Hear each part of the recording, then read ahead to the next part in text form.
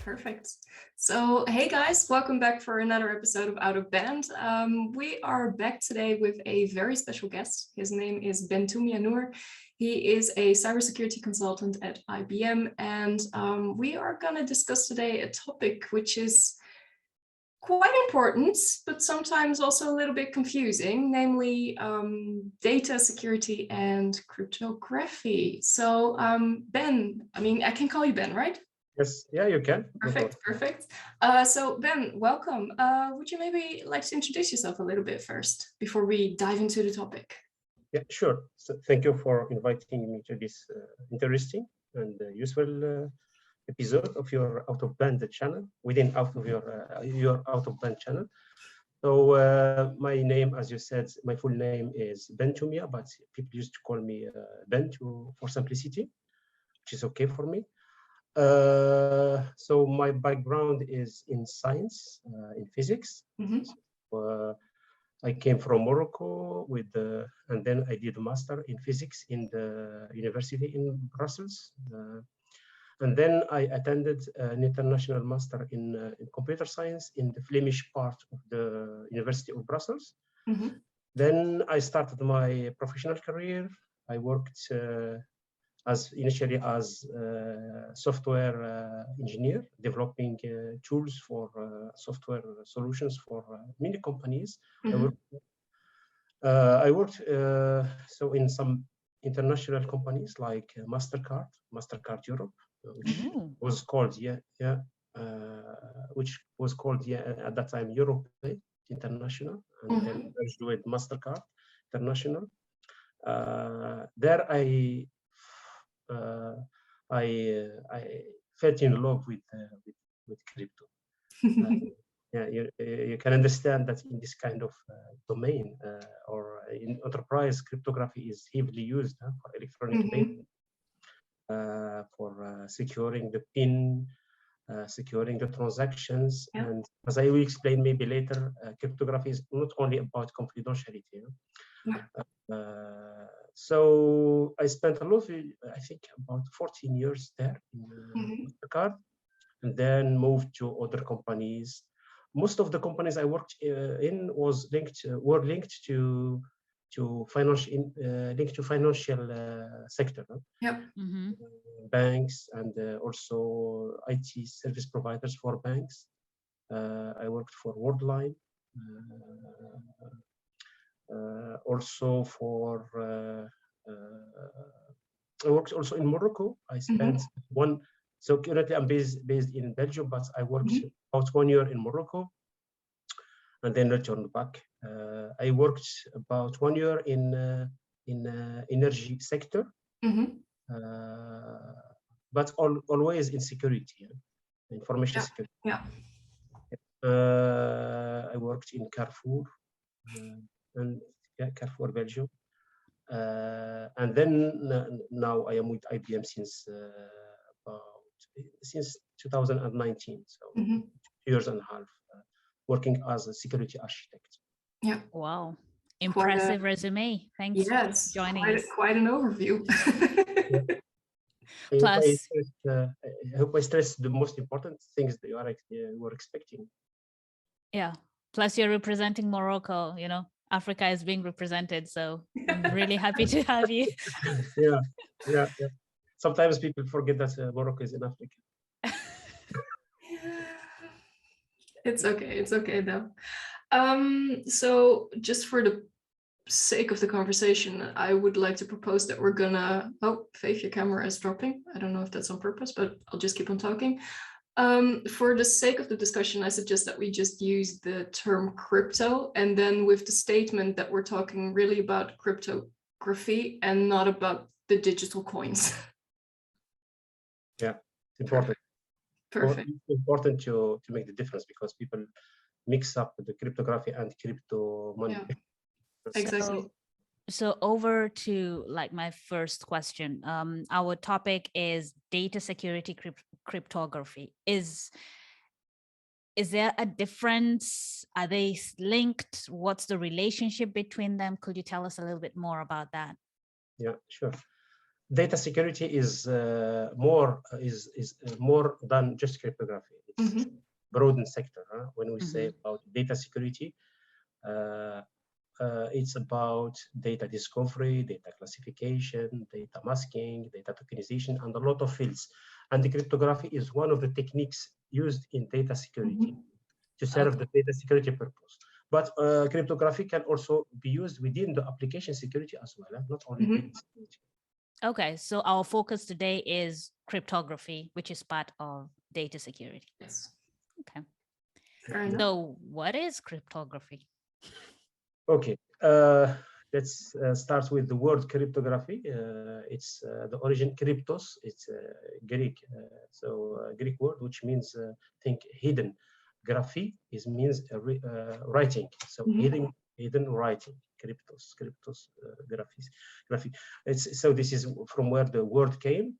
And cryptography is technique that is not known only at the edge of computers. It has been known since thousands of years. Greek civilization and other civilizations. It was. There are some. If you look into the literature, you can find some writings about the first use of cryptography in wars by army to hide messages, communication between troops. And but I think cryptography was heavily used now with computers, to serve the purpose, several purposes, as maybe I will explain later. Yeah. So basically, if I summarize it, it is a means to hide certain messages which not necessarily should be seen by everyone in the public outside world. Yeah, this is the main purpose of cryptography, but there are other purposes. So I can summarize the purposes in maybe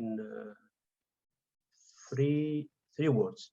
It's the confidentiality, the integrity, and non-repudiation.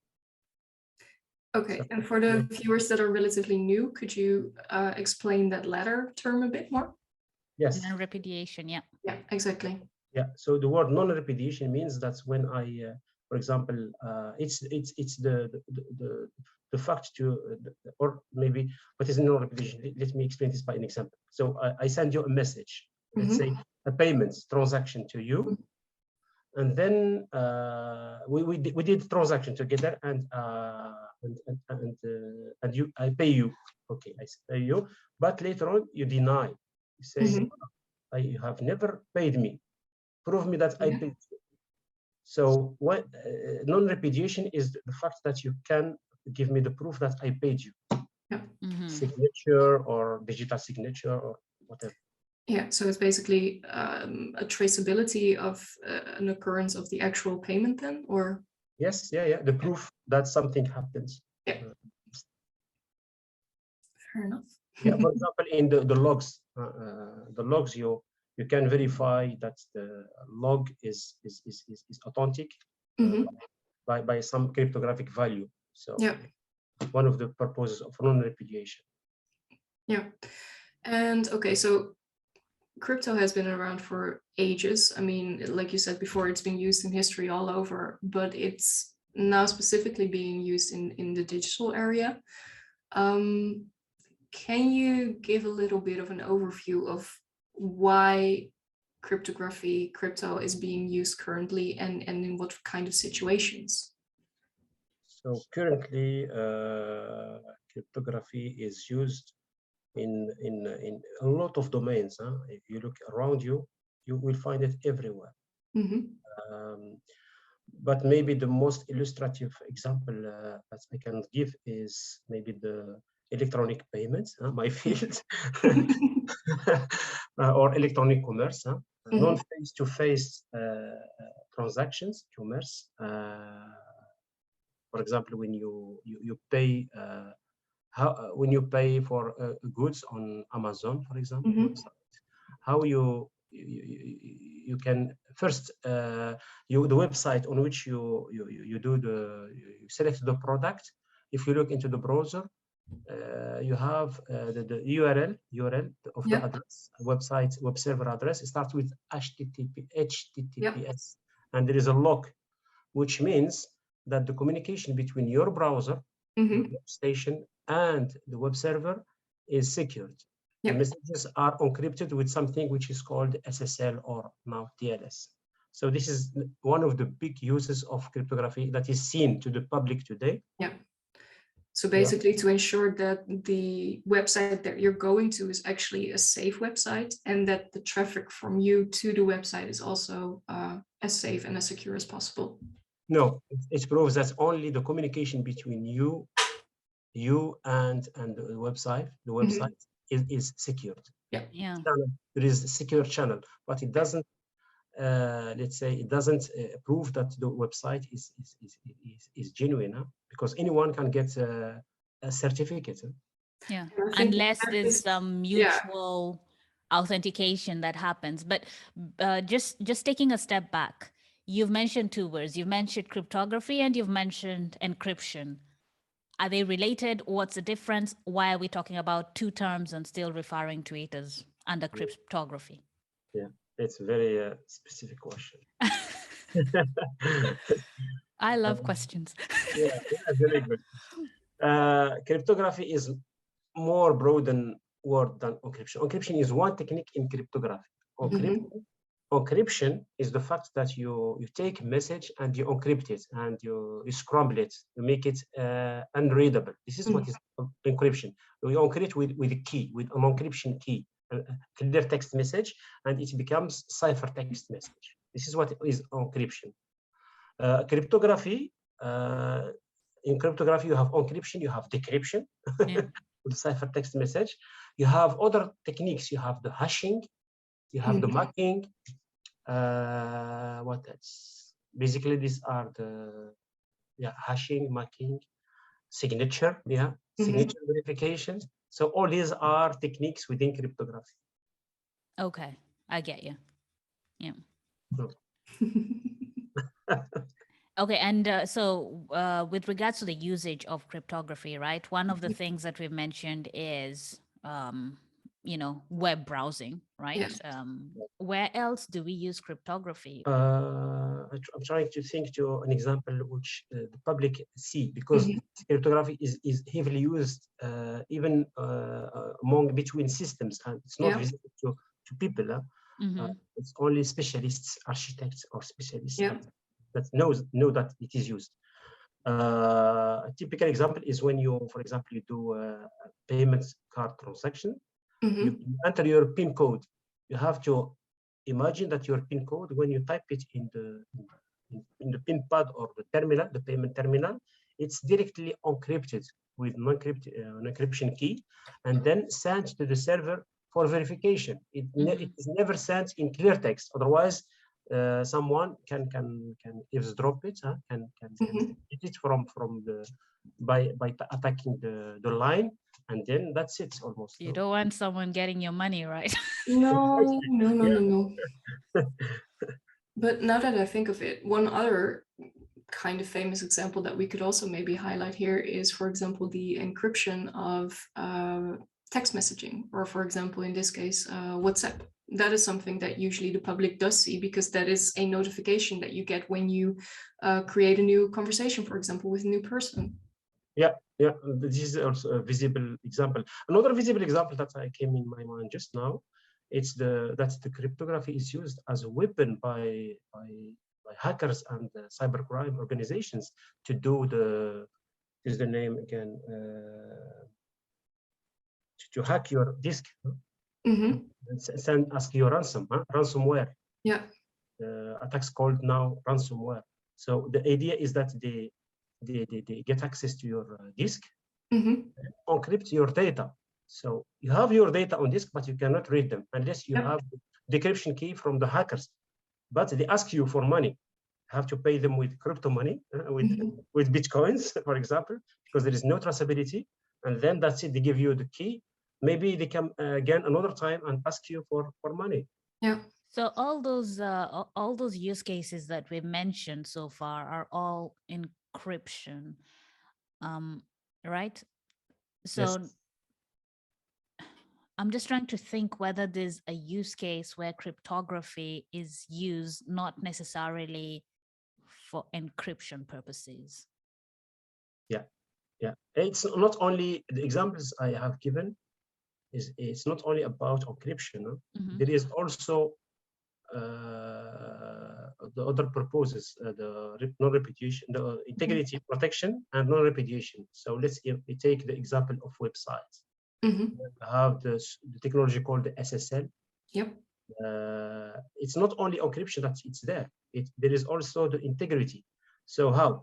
For example, when you have the web server, before let's say the session between the web server and the web browser is encrypted, the web browser has to verify, to trust that this web server, the certificate it got from this web server is certificate that belongs to the URL that Yep. is displayed in the web in the browser. So how?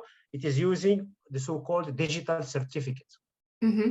Digital certificate. What is digital certificate? It's kind of file. It's file binding the URL of the web server and a key, public key. Public key. I will maybe explain later what is public key. A key. Yep. Yeah. Try to be or just an identity. So yeah. that, yeah. It's an identity, and then with this certificate, which is also a cryptographic object. Mm-hmm. The web browser can verify the identity of the server, that this server corresponds to the URL www.google.com, that it corresponds to it, because this certificate has been generated or provided by an authority, which is called certificate authority. Yeah.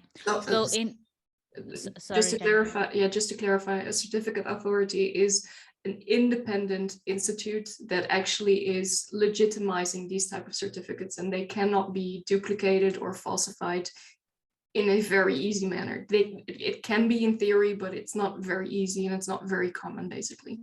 Yeah, true. So certificate is what, as you said, it's something which is also legitimized, produced by an independent authority. Like Global Sign. Today we have Global Sign, the biggest CA certificate authority, or verifies Global Sign, DigiCert. There are many others, and it's also using a cryptographic concept which is called the public key cryptography, and digital signatures. And you cannot, for example, this digital signature, when you have the public key of the CA, certificate authority, if you have it, you can verify that signature on the certificate that is binding the server identity, the URL, and its public key within the certificate, that this link is genuine by verifying the certificate, the signature, the digital signature. It's code within the signature using the public key of the CA. Yeah. Certificate authority. I'm just thinking a little bit ahead already. Faith, if you have questions still on this current topic, then please ask. Otherwise, I wanted to think a bit further already. So I'm checking. No, that's fine. Move yeah, on. so I'm just thinking ahead right now. Like, we are in an age where there are multiple technical advancements. We are right now, for example, looking at more usage of quantum computing, heavier computer power, etc. And there used to be a time where, for example, encryption was that was it. If something was encrypted, then you couldn't get it uncrypted or decrypted again. Is that still the case now with all these technological advancements, or is it becoming easier to decrypt something, or are there also advancements in encryption and type of cryptography usages? No. So what is today the biggest algorithm used in public cryptography? But maybe let me explain in 2 words what is public cryptography and what is symmetric cryptography. Yes. So Yes. you have 2 types. That's a good one. Yeah. You have 2 types of cryptography. You have the symmetric cryptography, which means that the encryption key is the same as the decryption key. So the encryption key is the same as the decryption key. Mm-hmm. Yeah. The key that is has been used to encrypt the message is the same key that is used by the receiver, let's say, to decrypt the key, which means you can understand that in this case, the key must be kept secret, because if you have the key, you have everything. So the algorithms are today, most of the algorithms used in industry are known. They are established. You have algorithms such as DES, data encryption system, which is very old and very known. You have the IES, which is advanced encryption system, which is the replacement of DES. This is all about symmetric cryptography, but it is fast. But the problem of symmetric cryptography is the key distribution. It's scalability. If you start to speak with a lot of entities, you have to make sure that you manage well the generation, the distribution, and the storage of the key. So it's the problem of key management. That's why you have the other type of cryptography, which is called public key cryptography. What is public key cryptography? And the most known is called RSA, from the initials of its inventors. RSA. You have two parts. You have the encryption key, which is public, which is known to the public, and you have the decryption key, which is private or secret. The private key is the secret key. So if and there are always two. It's two keys, public and the private, encryption key and decryption key. So your encryption key part, you can share it with people. It's public. I can give you my key, but the decryption key is secret, which means that I am the only guy who can decrypt your message. So this is what is public key cryptography. And back to your question. Now, let's take the RSA, because this is the most heavily used algorithm in a way. It's based on what is called it's based on mathematical problem, which is factoring problem of prime factors, which means that it's easy to multiply two prime numbers. So a prime number is a number that divides only itself, or is divided only by itself, or one is prime. So it's easy to multiply two prime numbers, but it's very hard to take one number and having a multiplication of two prime numbers. This is the mathematical. It's very simple, but simple but complex. Yes. So and now even with computers, very powerful computers, if I give you a number of, let's say, about 4,000 today, the 4,000 about a little bit more than 4,000 bit number, it's very hard for a computer to have it factor of two prime numbers. Okay. So if I have, so my secret key is the two factor numbers, and the multiplication is the public key. This is basically the form of the RSA key pair. So today, with current technology we have today, the computers that are using the binary 1-0, it's very hard. It's practically impossible to let's say factor public key, to have it to infer or to deduce or to know the private key from the public key. That's why RSA is still useful and is still used in e-commerce, in a lot of applications. Okay. But we start to hear more and more about post-quantum cryptography. Because when quantum start to be, when we start to see quantum computers, that means that computers will be very fast. They will not use any more 1-0, but there are more than they will start to use the qubits. And the factoring problem will no longer be a problem, and now we have researchers are looking for a replacement of RSA or even the ECC, elliptic curve cryptography algorithm, which is also like RSA with short. And the big problem is how to update all existing systems we have today. This is the biggest problem. Is there a standard, a cryptographic standard already that is being used by those quantum computers? By the bigger organizations that actually focus on quantum. So From what I read and see, there are a lot of research, and this started since many years ago. Huh? Yeah. It's not new. Huh? I have heard about quantum or post-quantum cryptography and quantum computers since quite a number of years ago.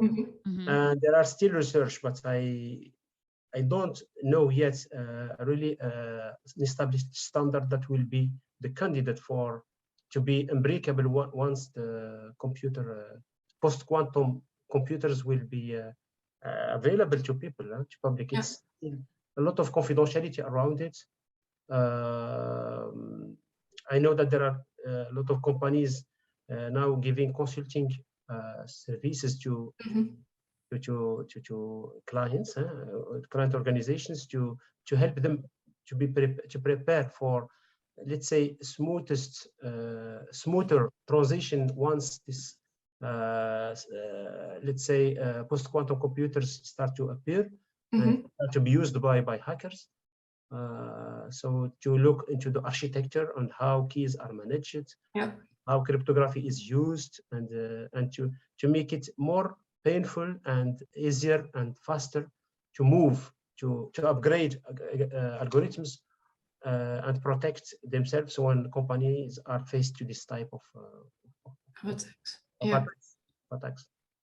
So, okay, so we've spoken about the purpose of cryptography, right? Confidentiality, integrity, and non-repudiation. We've spoken about encryption.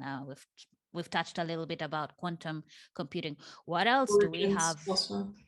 Sorry? Origins also, partially. Yeah, yeah. So what else do we have under cryptography that would be, you know, that is an important topic in cryptography, other than what we've touched about? Yes, there is the key management. So I touched a few words about it, but I didn't talk about it. So key management, because this is really the crown jewels. Huh? This is what organizations. It's what you need, in fact. That's what the attackers go after, right? Yeah, exactly. So the attackers, if they have the keys, they have everything. Yeah. And mainly it's now more important with moving companies moving to a cloud, because there is no physical walls, no physical protections. Everything is it's just there. Yes. And cryptography got more importance now. So when I speak about key management, it's about how to generate keys in a non-predictable manner, in a random manner, how to store, to distribute keys in secure way, and to ensure that the right keys came from the right source to the destination. The destination has to have to find the proof quickly before starting to use the key. And the problem of storage, secure storage. And for that, there are established solutions, and the most established solution is the physical solutions, which is the physical solution is called HSM, Hardware Security Module. It's a security box, which is certified against standard called FIPS. So this security box has some properties. The most important property is that there is access control. There is audit logs. Authenticated audit logs, and there is tamper response, which means that if you try to open the to tamper the box, open it or do anything, open it, damage it, anything. Yes, and then the box will erase itself. It will erase keys, so you have no access to the data without a backup or a time bomb. You should have the backup. No, you should exactly. So it's very interesting, the word you said, Jennifer. The word backup. It's very it's what is the word more than very important? It's crucial. Crucial. It's for the survival of the company to keep always the keys, because imagine there are a lot of data encrypted in a cloud somewhere, but you lose the key, which means that you lose all the data encrypted with the key. This is another problem. So it's very important. So I have a question. For example, you know, with the move to the cloud, like I know, for example, AWS, because I've played around with AWS, they will give options on how to save your key. And one of the options is you can use them to store, you can use their storage, you can use your storage, you can use, I think, other options. Is there like advice on how to go about it? Should you use the cloud providers storage for that, or should you use yours? And if I choose to use mine, what if I don't store them right? So what do you normally recommend in that case? There is no one size fits all. Correct. Yeah. It depends on the business purpose of the Yeah. data that you need to encrypt, the criticality. You have to assess, to do risk analysis, threat modeling, to determine the costs versus the benefits. Yeah. Yeah. It's always you end up and you take the decision based on the outcome of this risk analysis exercise. Yeah. Of course, the most generally, obviously speaking, without going into deep detail, the best option is that you have your own keys, but it's not always the best option, depending on the criticality, the cost to manage the keys. Plus, what I can also assume is that if they are indeed such big cloud providers, that they're usually heavily regulated, they are heavily audited usually, and that they have very strict legal requirements with which they actually need to be able to provide these kind of services. So yeah. Are So you saying, are you alluding to the fact that the cloud is more secure than on-premise? no, I am absolutely not saying that, but I am saying that if organizations want to do business in that kind of a form and shape, trust me, it's not like they're just offering it for free or for a certain price and that is about it. They actually have to do stuff for it to be able to offer it. Yeah, I agree. Okay. So we've spoken about, key management. What other concepts are important to understand in cryptography, or have we touched on all of them?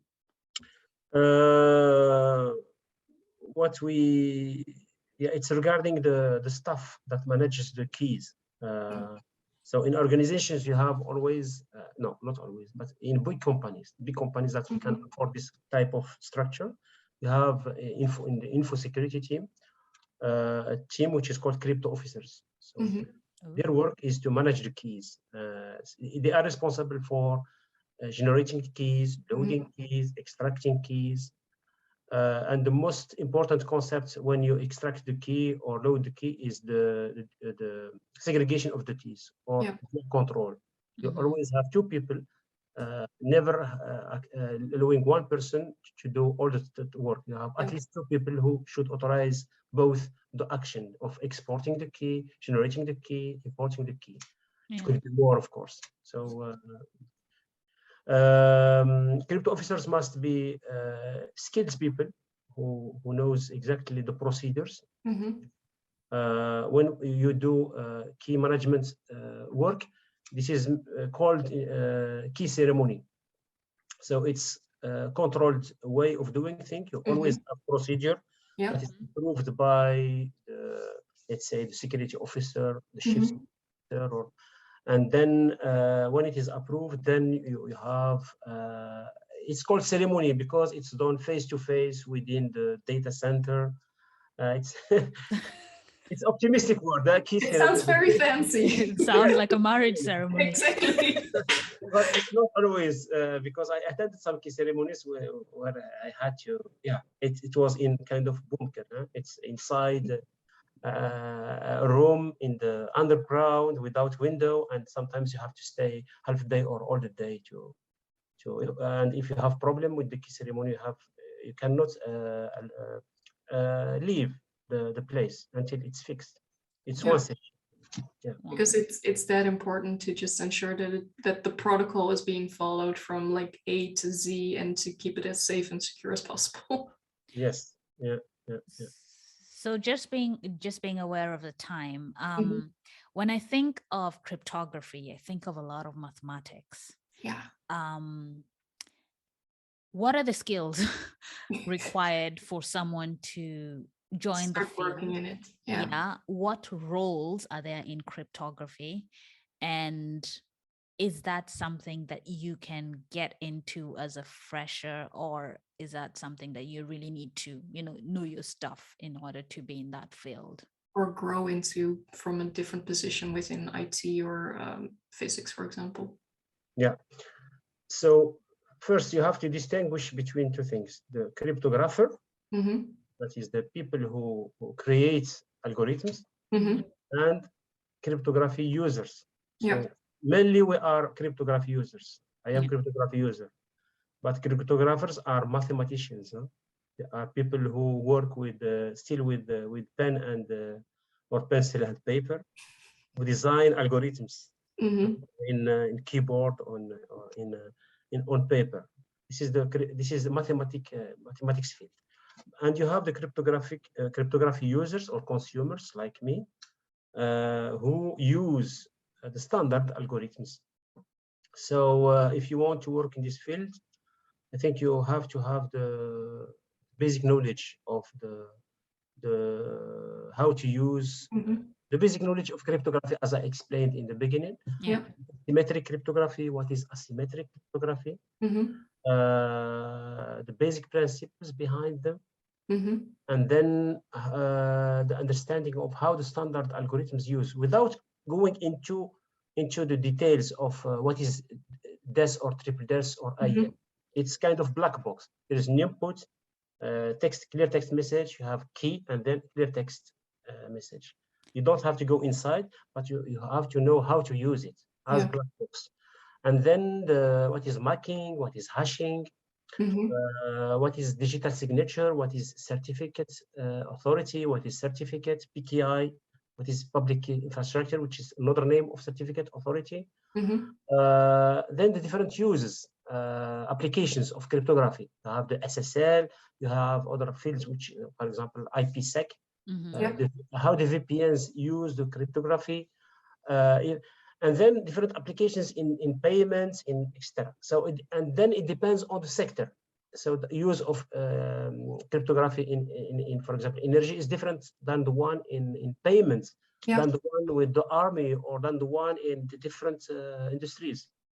So if you want to, this is, I think, a general advice for anyone who want to enter in this field, either from the university or converting from another field to cryptography.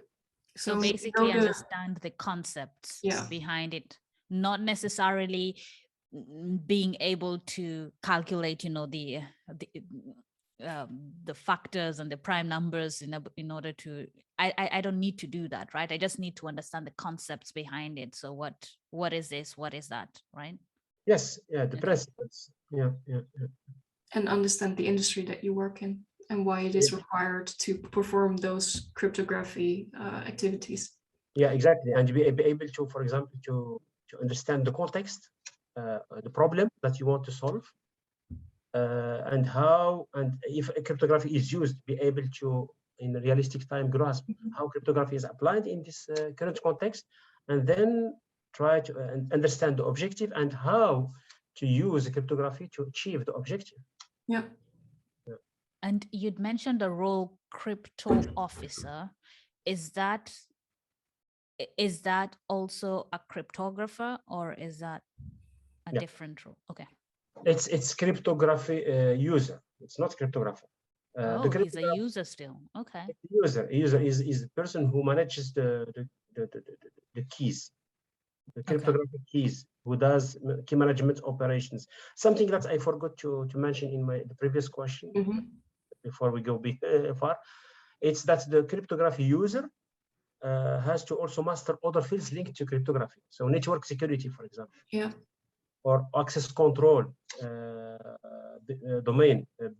So it has to have basic knowledge of network security, SSL, for example. SSL is not necessarily cryptography, but it uses cryptography. It has to understand how firewalls work.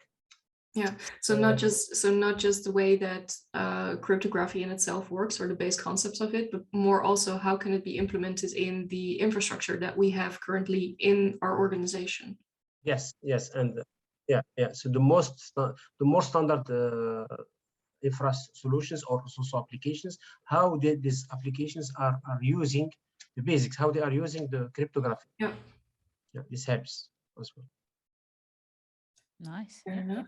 Thank you. I'm just looking at the time. I'm quite okay actually with the input for now. I don't have any questions. I absolutely love discussing with this because you seem very passionate about your topic and very knowledgeable about your topic. But I'm good for now. Faith? Just Ben, is there anything else that you had in mind for us today? Because I have no questions. No, they have no specific thing to add. Just to thank you to have given me the opportunity to express my passion about cryptography. Yeah, I wish you all the best for the other topics that you will cover during this year and other years, I hope. Thank you. Thank you for joining us, and we hope to have you again. It was, we've learned a lot. Maybe for like a 201 session where we go a little bit deeper. Why not? Yeah. Maybe when we have the post-quantum cryptography, post-quantum computers.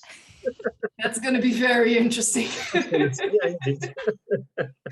So, thank you for joining us, and we hope to see you in the next episode. Goodbye. Thanks all. Ciao, ciao. Bye.